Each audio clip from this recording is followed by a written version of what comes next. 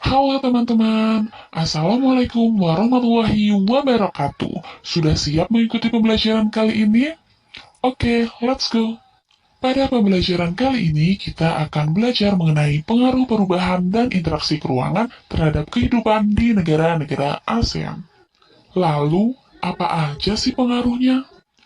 Pertama, perubahan ruang dan interaksi antar ruang akibat faktor alam, pengaruh perkembangan iptek terhadap perubahan ruang, pengaruh perubahan ruang terhadap kehidupan ekonomi, dan pengaruh konvensi lahan pertanian ke industri dan pemukiman terhadap perubahan ruang dan interaksi antar ruang.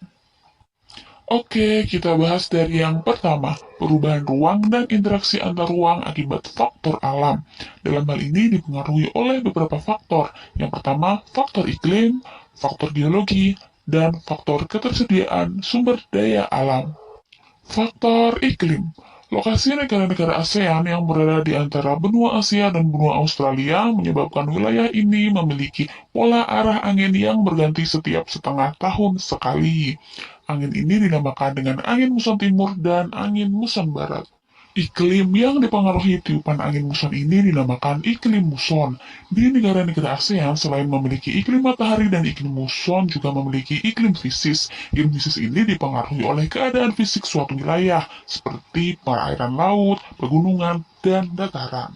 Negara-negara ASEAN terkadang mengalami perubahan iklim yang tidak terprediksi, sebagai akibat adanya perubahan pola penggunaan lahan dan perilaku yang menimbulkan pemanasan global. Perubahan ini memicu terjadinya bencana alam klimatik, contohnya puting beliung di Haiyan, Filipina, banjir di Bangkok, dan kekeringan di Jawa Timur. Faktor geologi. Berdasarkan faktor-faktor yang berkaitan dengan kondisi geologi seperti kondisi tanah dan batuan penyusunnya di bumi, negara-negara ASEAN berada di daerah tumbukan antar lempeng. Nah, teman-teman, amati gambar yang menunjukkan posisi lempeng di wilayah negara-negara ASEAN berikut ya. Tumpukan lempeng identik dengan kemunculan gunung berapi. Rangkaian gunung di kawasan negara-negara ASEAN dikenal dengan Sirkum Pasifik dan Sirkum Mediterania.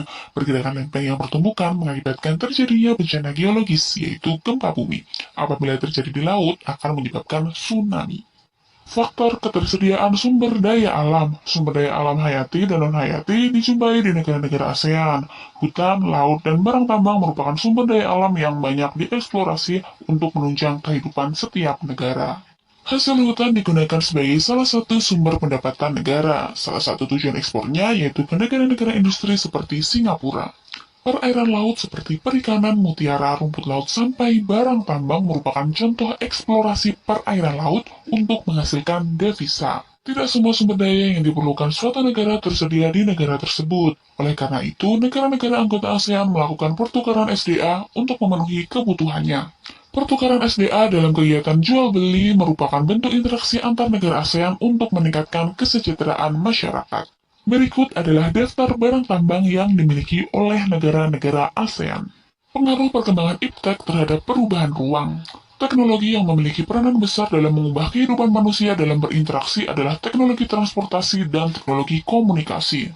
Teknologi transportasi dimanfaatkan untuk memindahkan barang dan manusia dari satu tempat ke tempat lain, sedangkan teknologi komunikasi untuk bertukar. Perkembangan teknologi transportasi membawa perubahan aktivitas manusia yang berakibat terhadap perubahan tata kehidupan. Perkembangan sarana transportasi membutuhkan ruang sebagai sarana dan prasarana. Semakin banyak alat transportasi di darat, laut maupun udara, sarana dan prasarana penunjang seperti perluasan jalan, terminal, bandara, dan dermaga semakin mendesak pembangunannya. Pembangunan prasarana transportasi akan mengubah kondisi wilayah di suatu negara.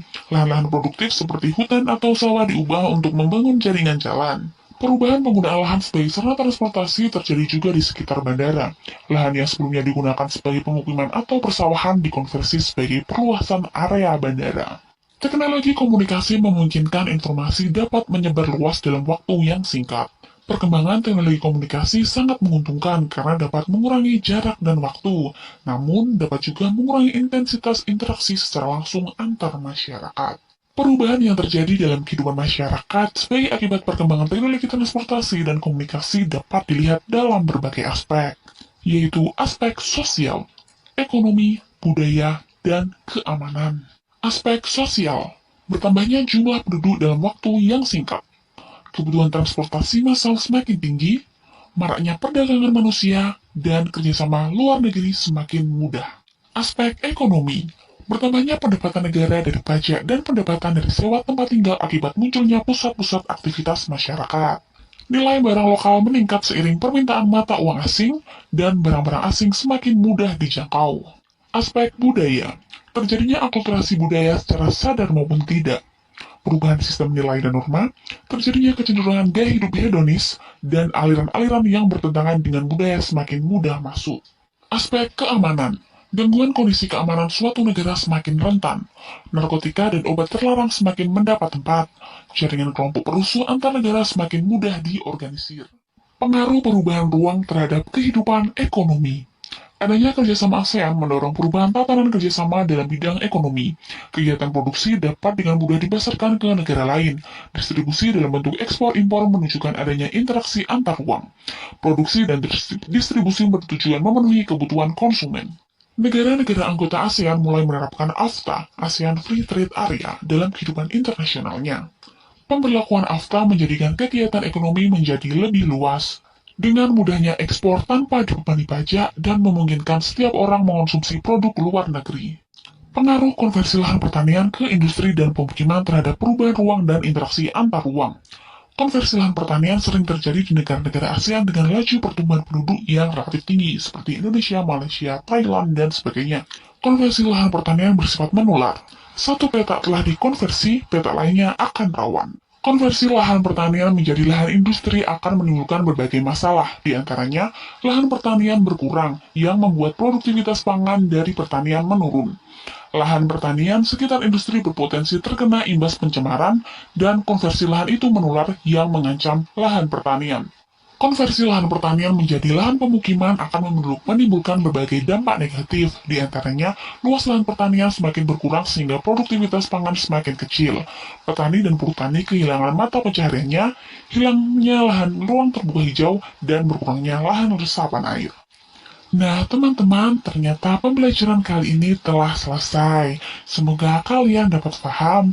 Jangan lupa belajar dan jangan lupa bahagia. Terima kasih. Wassalamualaikum warahmatullahi wabarakatuh. Pengaruh perubahan